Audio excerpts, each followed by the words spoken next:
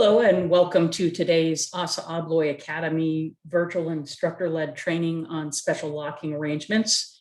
My name is Katie Flower and I will be your lead instructor for this session. This session will last approximately 50 minutes and I will save time for questions and answers at the end. If you do have a question anytime throughout the presentation, feel free to, on your Zoom control panel, there's a Q&A button. You can click on that and type in your question. If it's something that is related to what is on the screen, I'll stop and answer it. Otherwise, I'll save it for the end and answer all the questions at the same time.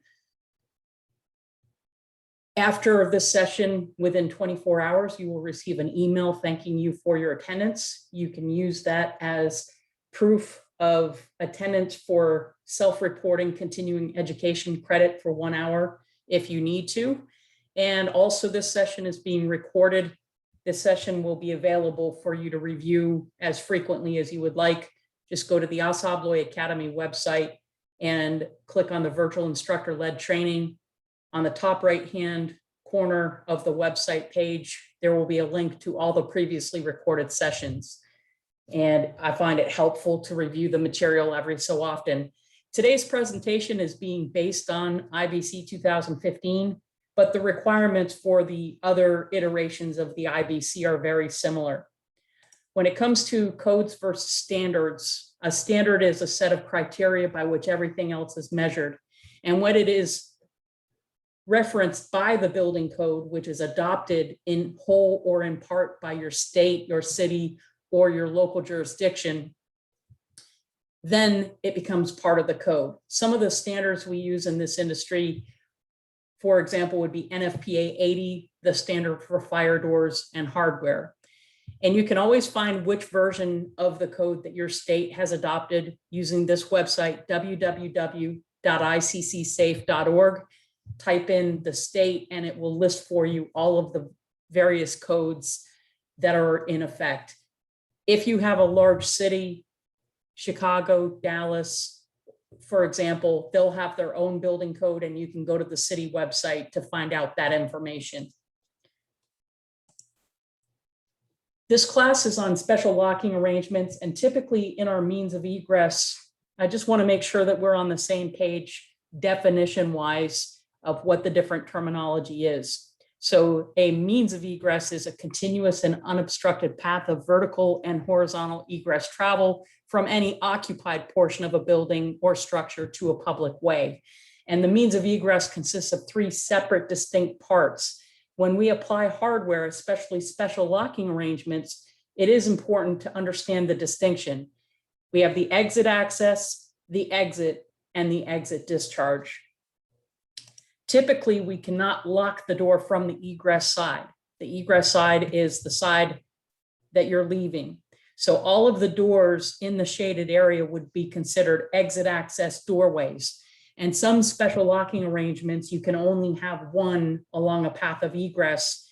Others you can have, by exception, possibly two. And sometimes they say only one before reaching an exit.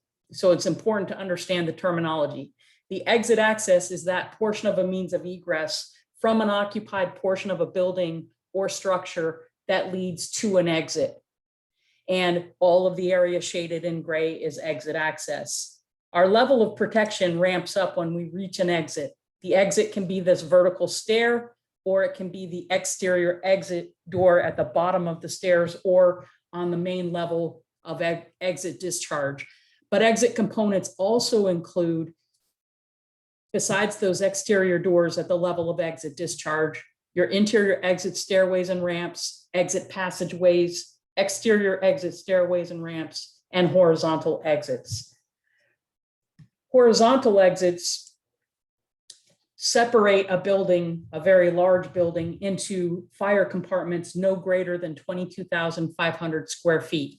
And so they are typically going to be rated the same fire rating as your vertical exit, the stair. If there's a fire on this side of the horizontal exit and I cross through this double egress door, I'm now in an area of refuge, safe from the area where the fire originated, and I can either await assistance from the fire department, or I can continue my path of egress, reach a vertical exit, and continue to leave the building. The number of exits that we require are based on the occupant load, which can be calculated, and that is based on the square footage of the room or space and how the room or space is occupied, the occupancy type.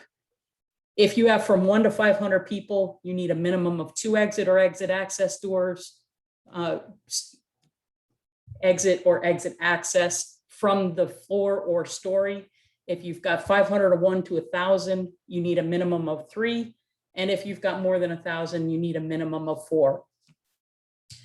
The code is written around ordinary risk, and these are the most common ordinary risk occupancy types.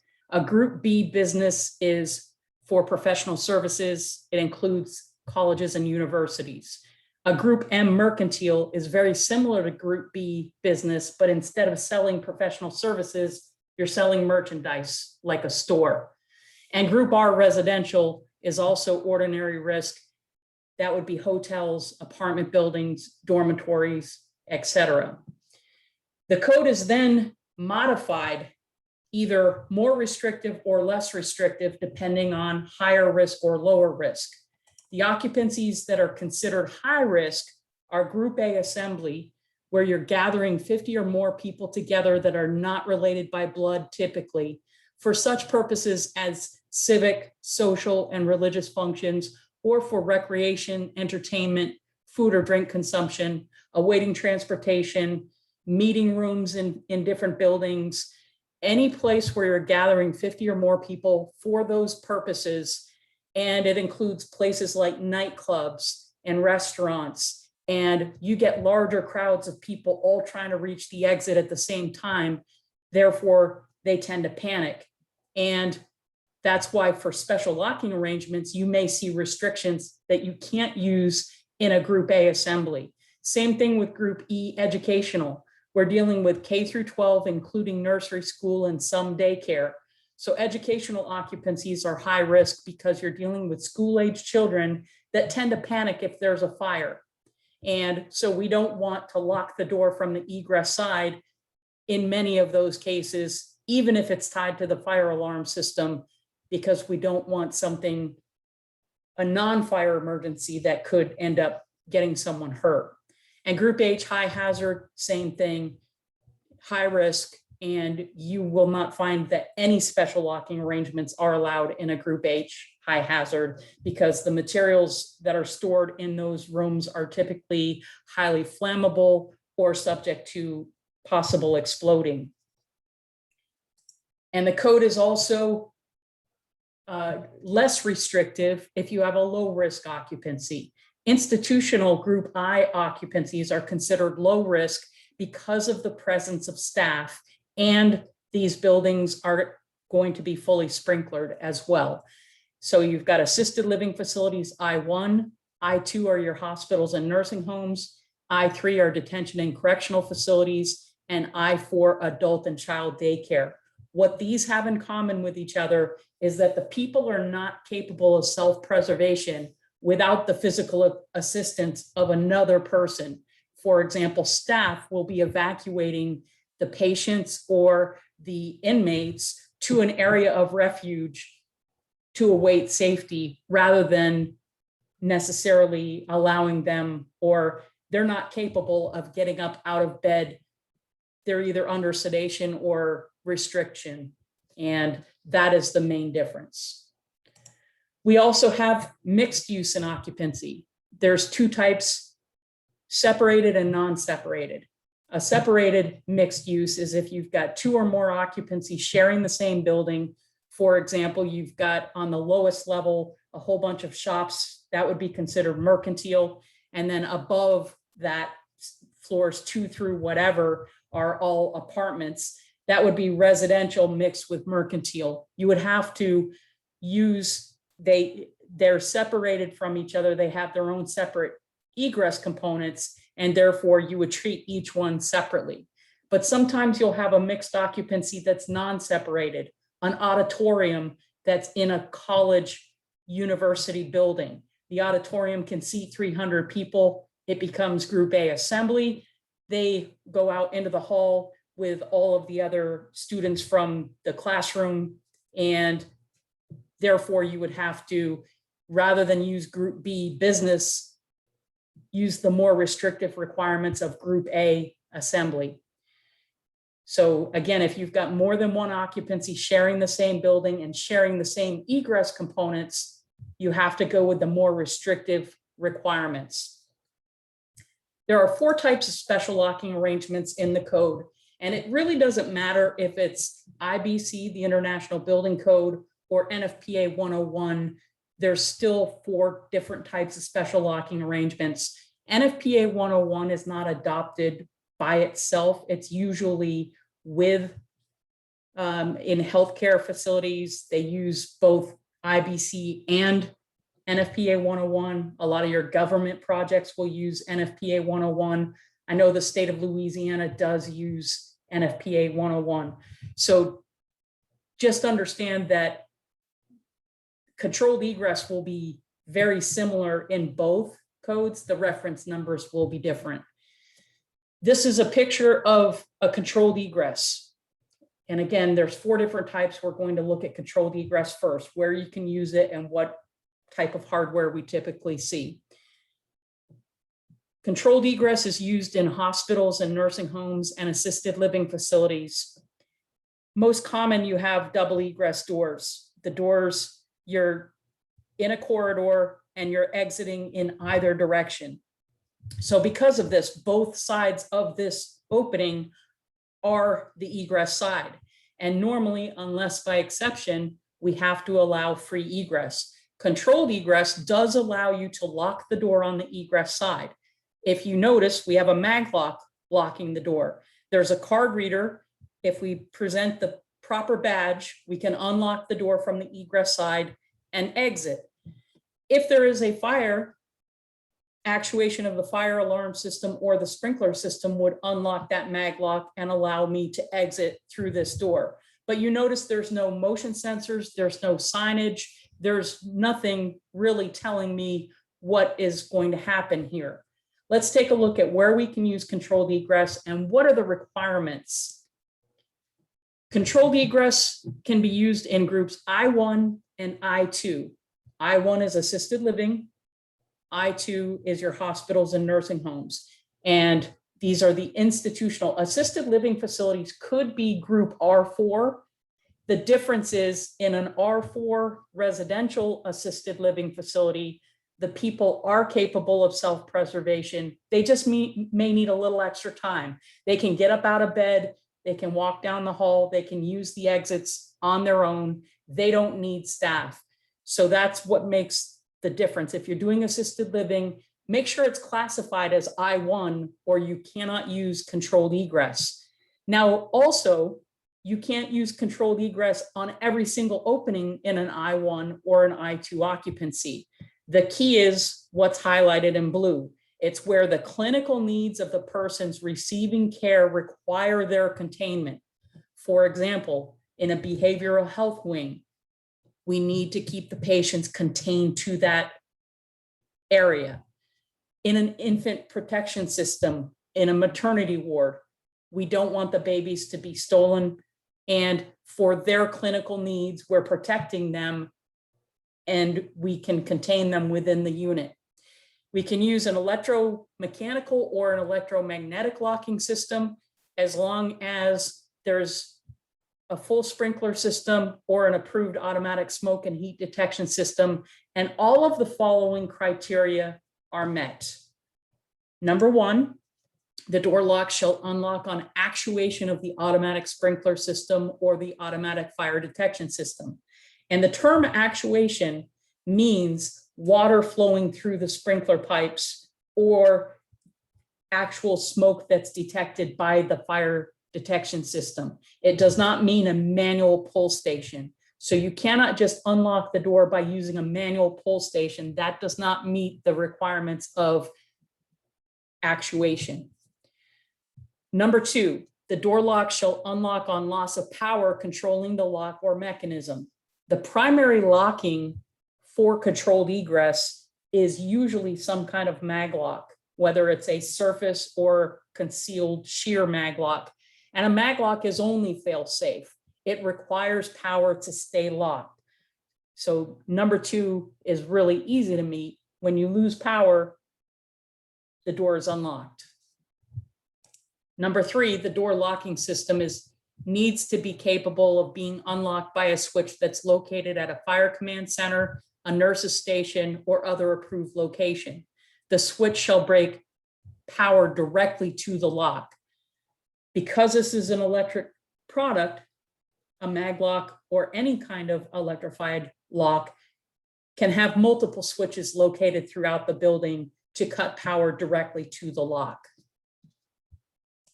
Also, number 4, a building occupant shall not be required to pass through more than one door equipped with a controlled egress locking system before entering an exit.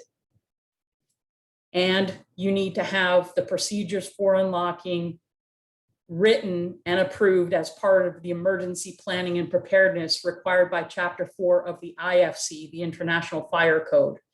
It'll show the location of the exits. It'll show the location of controlled egress and make sure that you only have one along your path of egress before entering an exit. 6, all clinical staff shall have the keys, the codes, credentials, or other means necessary to operate the locking system. And nowadays, card readers are the most common because they can use their badge and they can do it without touching the card reader with anything at all. 2 more requirements. 7, emergency lighting needs to be provided at the door. And 8, the door locking system unit shall be listed in accordance with UL 294. Most hardware manufacturers will have their certification listings, and you can see ANSI UL 294 listed as one of those certifications. Now, there are 2 exceptions. Items 1 through 4 do not need to apply to doors that are occupied by people who, because of their clinical needs, require restraint or containment as part of the function of a psychiatric treatment area. And 2, items 1 through 4 shall not apply to doors where you have a listed egress control system that's utilized to reduce the risk of child abduction from nursery and obstetric areas of a hospital, a group I2 hospital. So infant protection system, your hug system, something that is listed. Items 1 through 4, if you remember, the lock needed to drop on loss of power. That means that you could have battery backup or emergency generator power on these 2 locations, behavioral health and infant protection. Also, it means you could use a fail secure lock instead of a fail safe lock, and you don't have to have the switch at the nurse's station as well. The most common applications for controlled egress would be behavioral health areas in hospitals, nursing homes, dementia units, memory care units, infant patient wings, maternity wings, emergency care units, and MRI equipment area. The main thing to remember with controlled egress, there's 2 main things. You can use them in only I1 and I2 occupancies, which is your assisted living, your nursing homes, and your hospitals, and only where the clinical needs of the patients require their containment. And that would be areas like these on the screen. If you're trying to keep the public out of a wing of a hospital, then you need to lock the door a different way. You cannot use controlled egress for security reasons for the public. It needs to be because of the clinical needs of the patients. And I can't stress that enough. The type of hardware that you normally would see in a controlled egress system would be a mag lock of some kind, or it could be a fail-safe electromechanical lock, or if you do have the exception for behavioral health or infant protection, it could even be a fail-secure electromechanical lock. That is the first of the 4 different special locking arrangements. If you can't use controlled egress physically locks the door from the egress side. Another way to physically lock the door on the egress side is with delayed egress. Delayed egress has been around since 1981, so we're a lot more familiar with it and the requirements of it and the areas where you can use it. But this is a picture of a door that has a self-contained unit that has delayed egress built in. It's got, you can see the cylinder here for the key reset. If you don't want to set off the alarm, you can use your badge in the card reader to get out. And what are the requirements for delayed egress and where can we use it? Delayed egress can be used on any occupancy except for our highest risk occupancies, which were Group A assembly, Group E educational, and Group H high hazard. Please note that if you're under IBC 2018 or 2021, there have been some changes to the location of where you can use delayed egress. But you can find that if you look in your version of the International Building Code based on your project area. You have buildings that are equipped with automatic sprinkler system or smoke and heat detection system, and all of the following criteria are part of delayed egress system. Number one, the delay electronics of the delayed egress locking system shall deactivate upon actuation of your automatic sprinkler system or automatic fire detection system, allowing immediate free egress, no delay. Two, the delay electronics of the delayed egress locking system shall deactivate on loss of power controlling the lock or lock mechanism, allowing immediate free egress. So again, it needs to be fail safe. Something that is fail safe requires power to stay locked. And as soon as power is dropped, it will be unlocked. Three, the delayed egress locking system shall have the capability of being deactivated at the fire command center and other approved locations. Because it's electric, you can have a switch located anywhere in the building. You can have multiple switches in the same circuit that cut power directly to the delayed egress device and allow immediate free egress. Additionally, an attempt to egress will initiate an irreversible process that shall allow such egress in not more than 15 seconds when a physical effort to exit is applied to the egress side door hardware for not more than 3 seconds. There is a nuisance delay that's built in so that if somebody pushes on the exit device and then reads the sign, they can let go real quick and the alarm will not sound. But once you trigger the alarm, that 15-second clock is ticking and it will not let you leave for those 15 seconds. And a very loud alarm will be in the vicinity of the door. Once your delayed electronics have been deactivated, rearming needs to happen manual at the door. You have to go check out what happened and why before you can reset it. There is an exception where approved, a delay of not more than 30 seconds is permitted on a delayed egress door. And typically those are reserved for your institutional occupancies where the authority having jurisdiction will allow, for example, in behavioral health care. If for some reason you're not using controlled egress in behavioral health care, maybe you are working on an earlier version of the code that does not allow for it, like the 2006 or the 2009 edition of the code. And so where approved, your delay could be 30 seconds. 5, your egress path from any point shall not pass through more than one delayed egress locking system. And that's along the path of egress. So for example, unless I have an exception, I cannot have a delay here, walk down and have another delay here. This is an exit access door. This is an exit door, but I cannot have the two unless I meet this exception.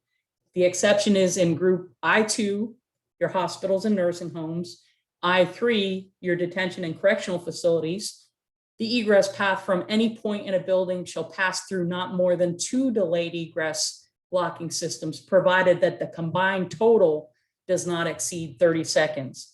So in this scenario, I can have a 15-second delay here and a 15-second delay here, but I cannot have a third one at the bottom of these stairs. A sign must be posted on the door, and it needs to tell occupants what to do. Push until alarm sounds, door will open in 15 seconds, 30 seconds by exception. And if it's on the pull side, then it would say pull until the alarm sounds, and you cannot open the door for 15 or 30 seconds. Emergency lighting needs to be provided at the door, and the locking hardware needs to be listed in accordance with UL 294. So once again, delayed egress does lock the door on the egress side for 15 seconds unless by exception. A very loud alarm will be sounding at the door, and if there is a fire or other emergency, the door will unlock for immediate free egress. Where do we use delayed egress? There's a lot of different common applications. If you have the side or a back door of a business, and in a business occupancy, you've got a lot of computers and laptops and things like that. You're thinking an office building.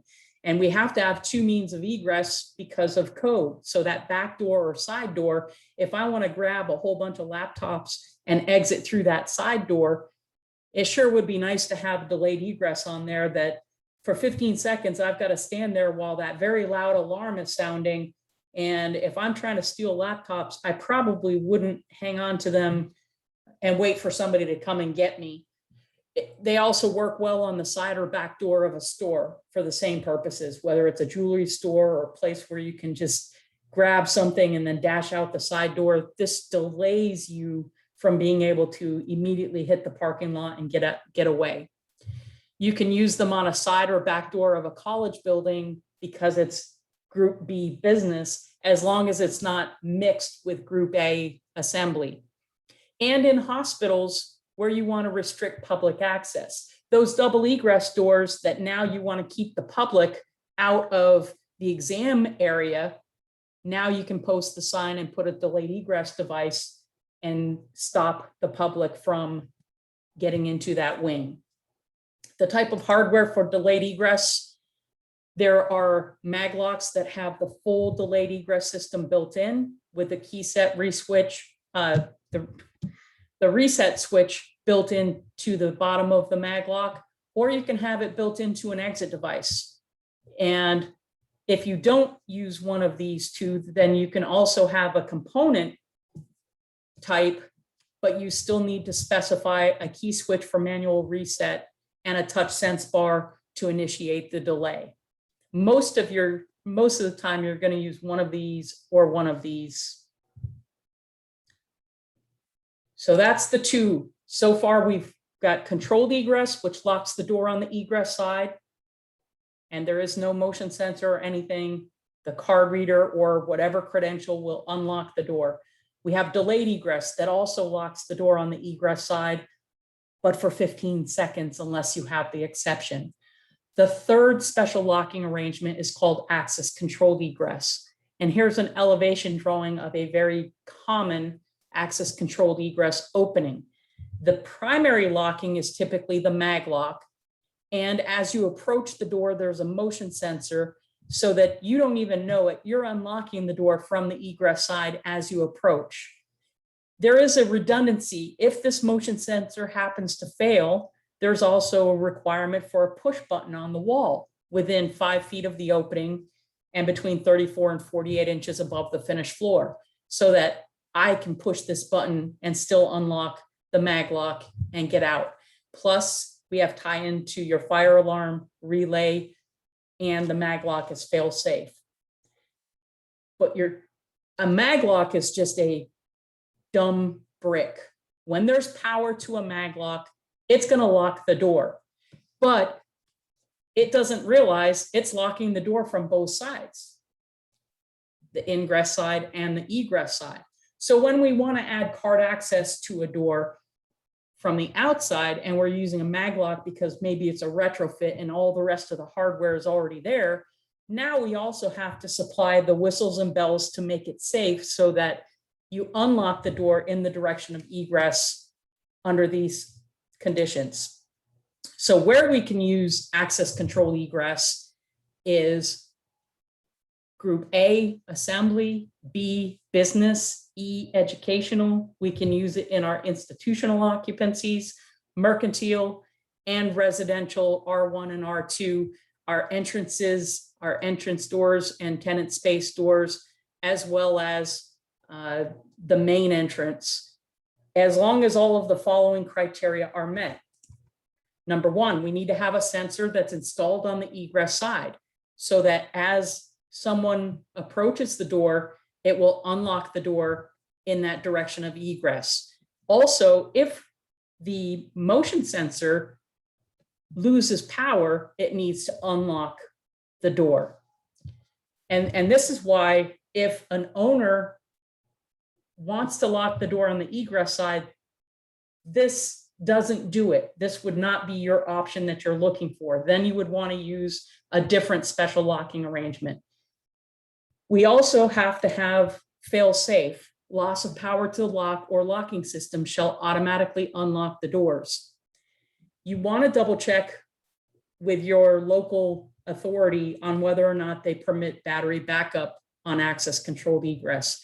Because of this clause, loss of power to the lock shall automatically unlock the doors. Most of the fire marshals that I've spoken with, the bigger majority, will look at this and say, this means no battery backup. So you want to be careful where you use a mag lock as your access controlled egress. If it's an exterior door and that's the only way that you have security, if there's a power outage, now you don't have security.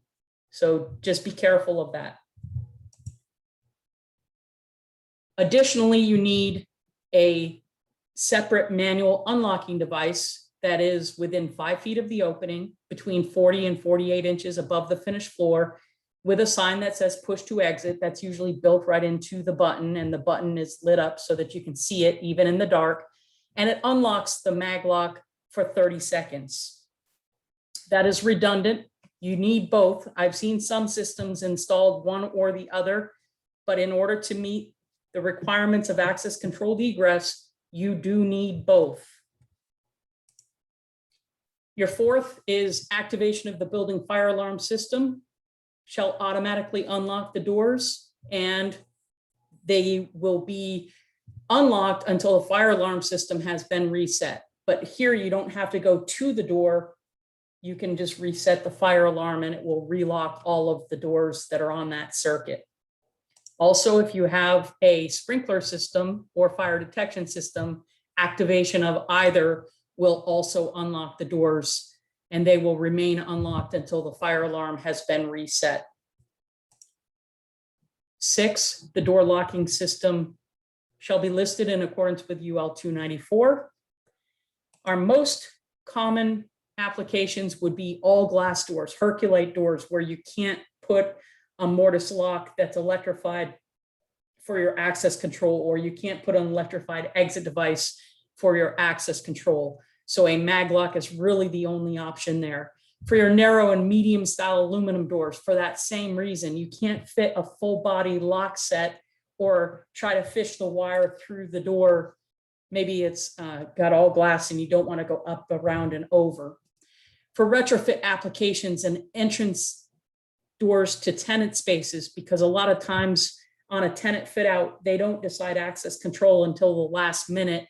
And then it becomes, we've already got all the rest of the hardware. The easiest solution is to put a mag lock on this door, but it has to have all of those whistles and bells. And it's not recommended for exterior doors unless the AHJ, your authority having jurisdiction, allows for battery backup.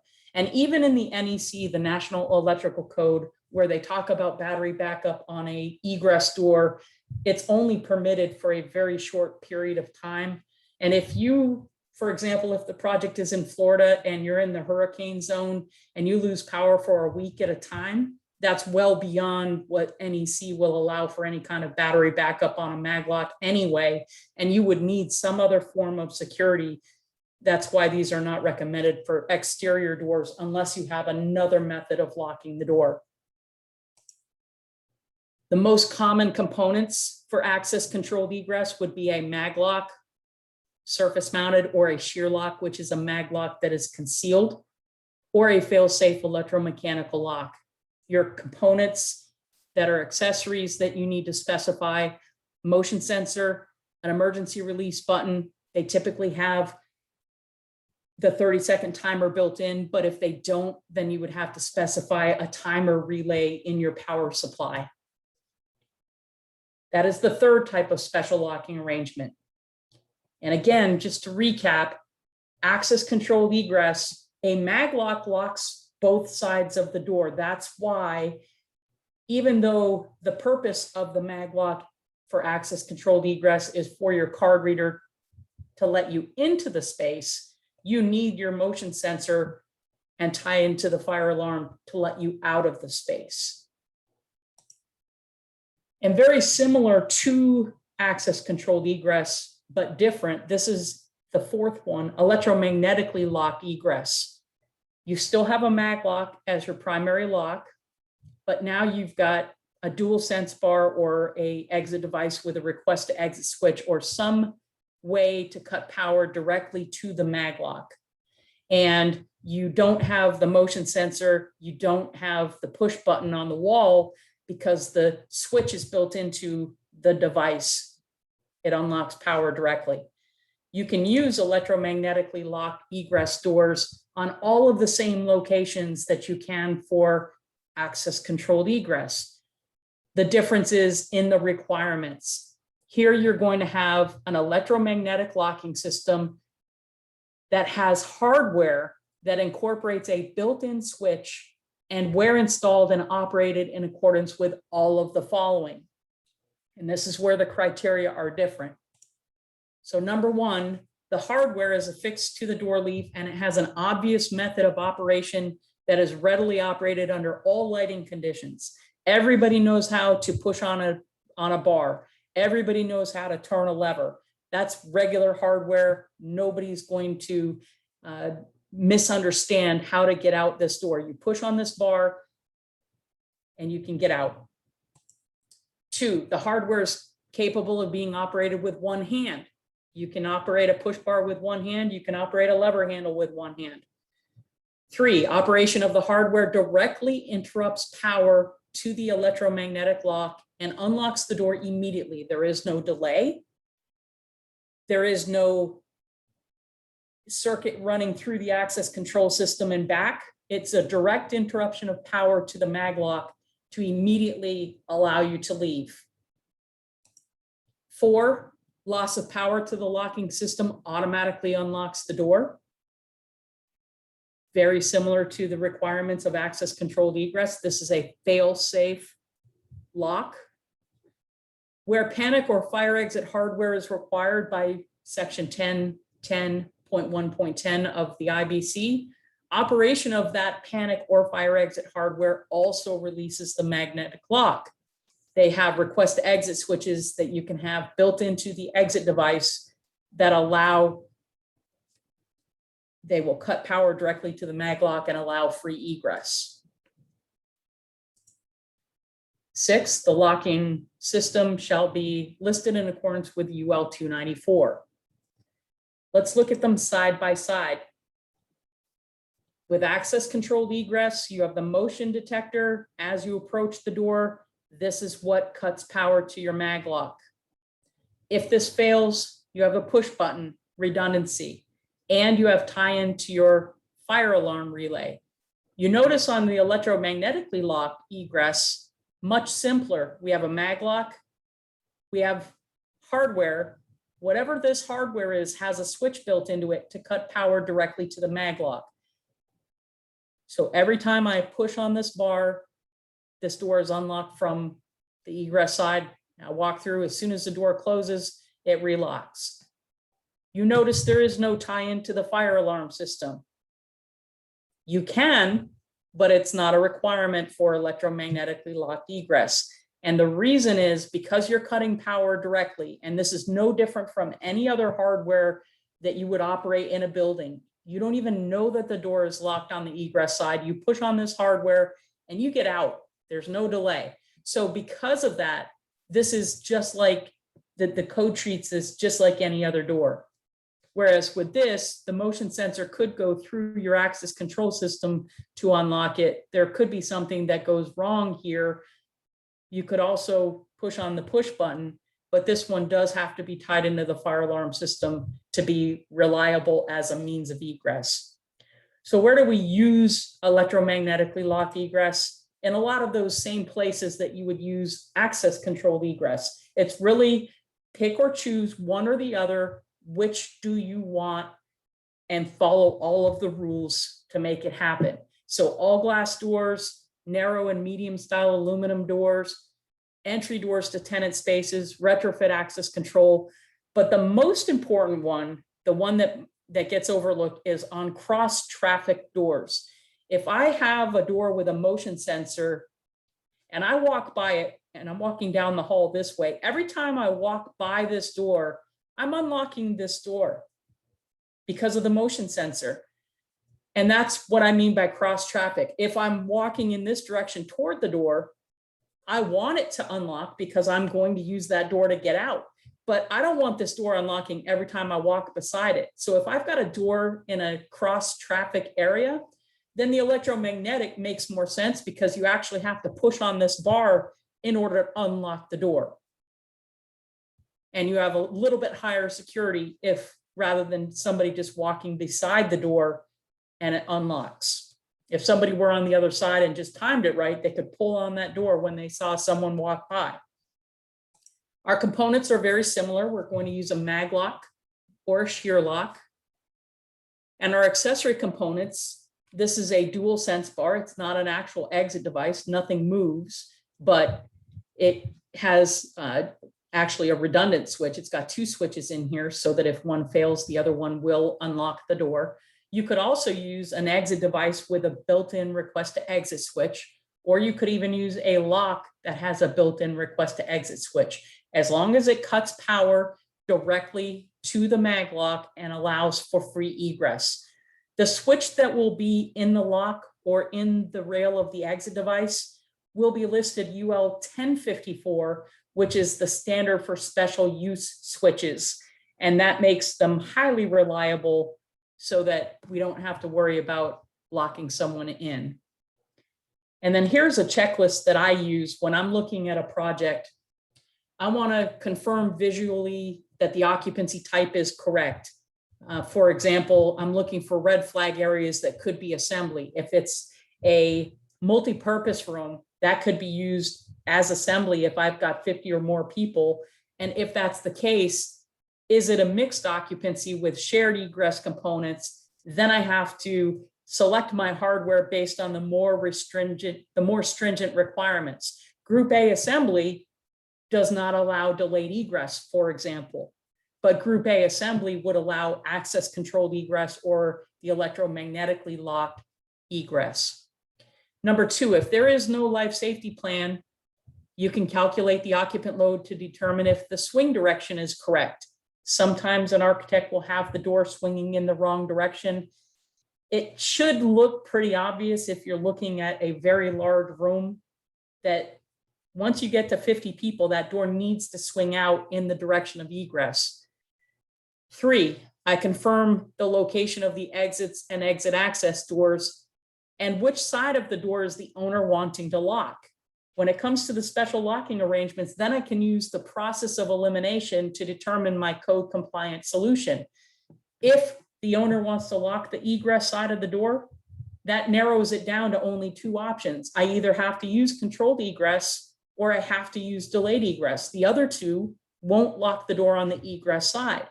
And if it's not a hospital or a nursing home or an assisted living facility, now I can eliminate controlled egress from the picture because that's only available in a nursing home, assisted living facility that's institutional, or a hospital.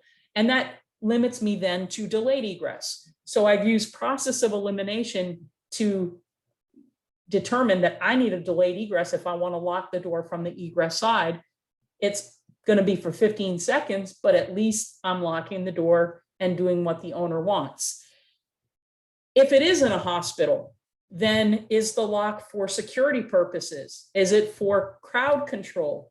Or is it for the clinical needs of the patients? If it's for the clinical needs of the patients, then I could use controlled egress in a hospital, as long as my version of the code allows for it. So then if I've got the choice between controlled egress and delayed egress in a hospital, I'm going to use controlled egress because there won't be that nuisance alarm. There won't be an alarm at 2 o'clock in the morning, waking all the babies up or waking up all the other patients. And so using process of elimination, you can get down to 1 or 2 solutions. And then if there's more than one code compliant solution, which one would you recommend and why? Sometimes one solution will be less expensive than the other. Sometimes it will be just for the purposes of I don't want an alarm on the door. I don't want that signage on the door that may confuse people. All right, we have a question. I was under the understanding that motion detectors are supposed to signal the access control system and also break power to the maglock directly at the door and not depend on the system to unlock the door, just like the emergency release button. That is correct. So the motion sensor can signal the access control system, but yes, it does break power to the maglock. It's in that same circuit. And then the emergency release button would also cut power directly to the maglock. I may have slightly misrepresented that earlier. If I did, I apologize. But this checklist is really good. It's what I use as a specification writer, specification consultant. Again, just try to use that process of elimination to break things down. I also want to introduce you to this tool. I was the architect of this tool, and now ASSA ABLOY has it as a website. It's excellent. You can bookmark it, save it, and use it. There's a 6-minute tutorial on site to teach you how to use it. We also have a separate 1-hour virtual instructor-led training. Our next one is May 20th at 2 o'clock Eastern time if you wanted to register for it. But it's egresscalc.assaabloy.com for the tool. You can use it on your desktop, your tablet, or smartphone.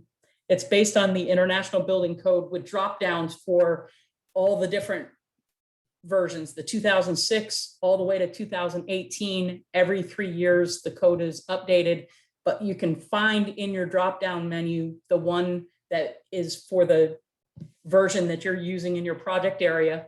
You can calculate the occupant load, egress widths, quantity of exits, swing direction of doors, and then it has the references to your delayed egress, your controlled egress, access controlled egress, and electromagnetically, and tells you where in the IBC you can go to look that information of what is required for that hardware. And it will tell you right for each occupancy type whether or not you can use delayed egress right on that calculator page. You can download and save your input and output data in a PDF form in the project file, and it is a free tool to use with your single sign-on if you're an ASSA ABLOY employee, or Connect if you're an ASSA ABLOY customer. And if you're not either, that's fine. Guests can log in for free. And so I highly recommend it. If you haven't used it, feel free to just save that link. I've got my email address here. If you have any questions beyond today, feel free to send me an email. But do we have any questions now at this time on special locking arrangements? If we don't have any questions, I do want to say thank you for attending. You will receive an email within the next 24 hours. You can use that for continuing education, self-reporting if you need 1 hour. And if you are an AIA member, then this does count for the HSW credit. You just need to self-report it, use the email as your proof of attendance.